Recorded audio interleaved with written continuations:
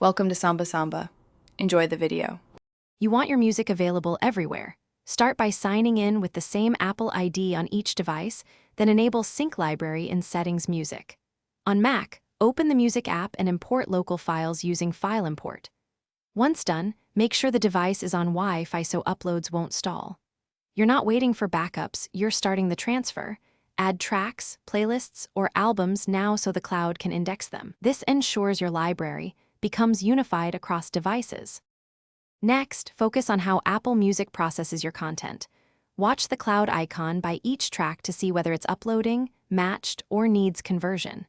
If a file uses an unsupported codec, convert it in the Music app before uploading to avoid failures. Make sure duplicates are consolidated by checking file metadata, artist, album, and track number, because mismatches create multiple entries. Once items show as uploaded or matched, choose Add to Library for cloud access or download to keep a local copy on a given device.